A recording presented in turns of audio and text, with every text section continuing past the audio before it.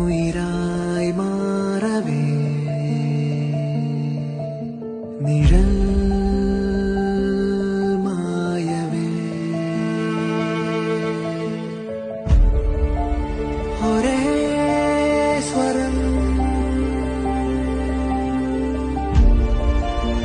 ഒരേ മുഖം ഒരേ മനസ്സുകളായി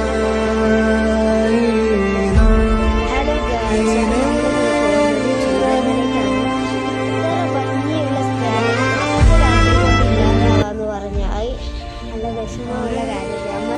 അപ്പം നമ്മൾ ഇങ്ങോട്ട് ആയിട്ട് വന്നതല്ല, വേറെ സ്ഥലത്തേക്ക് വന്നതാണ്. നമ്മൾ സത്യം പറഞ്ഞാൽ നമ്മൾ വരണ്ടില്ലെന്ന് തോന്നി. അത്രയ്ക്ക് സങ്കടമാവുന്ന സ്ഥലമാണ്. ഒറ്റ രാത്രി കൊണ്ട് പോയെന്ന് പറഞ്ഞാൽ പൈസ ഉള്ളവൻ പൈസ ഇല്ലാതാവാനും പൈസ ഇല്ലാത്തവന് പൈസ ഉണ്ടാവാനും ഒറ്റ സത്യം. അപ്പം നമ്മൾ ജീവിക്കുന്ന കാലം നല്ല മനസ്സോടു കൂടി ജീവിക്കുക. നിഴൽ മായവേ ഒരേ സ്വരം ഒരേ മുഖം.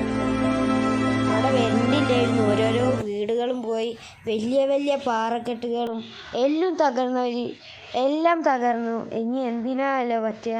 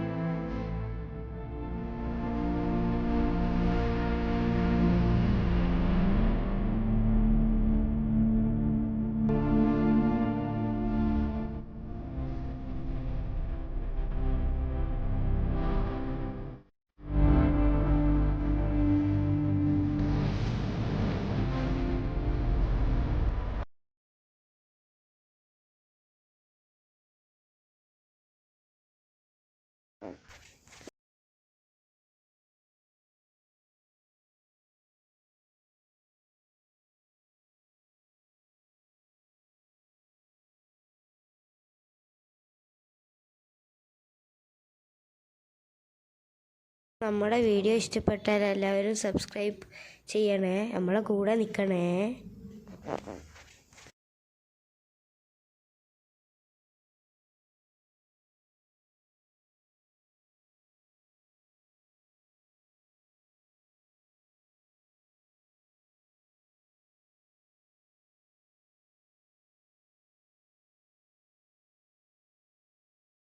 തന്നിട്ടില്ലെങ്കിൽ ഞാൻ പെട്രോൾ അയച്ച് തീ കൊളുത്തും. ഞാൻ പ്രതിഷേധമാണ്. ഞാനൊരാള് പണിയെടുത്തിട്ട് വേണം 2 കുടുംബം പോറ്റാന്. എനിക്കിനി മുന്നോട്ട് പോകാൻ പറ്റൂല. ഞാൻ പെട്രോൾ അയച്ച് തീ കൊളുത്തും ഉറപ്പായിട്ടും. ഞാൻ അതിന് തയ്യാറായിട്ടാ വന്നിട്ടുള്ളത്. ദുരന്തബാധിത ഒരാളാണ് ആത്മഹത്യാ ഭീഷണി മുഴക്കിയത്. അതായത് ഈ 9,000 കെട്ടി ഞങ്ങൾ ആത്മഹത്യ ചെയ്യുന്ന ചെയ്യും. ഇതിന്റെ മുമ്പിൽ ഇവിടുന്ന് ഞങ്ങൾ പെട്രോളും കരുതിയാ വന്നിരിക്കുന്നത്. ഇവിടെ ഞങ്ങൾക്ക് ഈ 9,000 കിട്ടിയാലും ഒരു ഉപകാരമാണ്. പേടിക്കണ്ട. നിങ്ങളവിടെ പഠിക്കുന്ന ആളുകളാണോ? ഞങ്ങൾ അരിപ്പറ്റേന്ന് പണിക്ക് പോണതാണോ? പേടിയായിട്ട് കരയാണ്. അങ്ങനെ ഞങ്ങൾ രാവിലെ അങ്ങോട്ട് വരേണ്ട ആവശ്യമുണ്ടോ? ഞങ്ങൾ അതിൽ വേപ്പടി മഴയില്ലാത്തതുകൊണ്ട് ഞങ്ങൾ വന്നതാ. പോണ സമയത്ത് വെള്ളം ഉണ്ടായിട്ടില്ല, മഴയും കുറവായിരുന്നു. അതുകൊണ്ടാണ് ഞങ്ങൾ രാവിലെ അവിടെ നിന്ന് വന്നത്.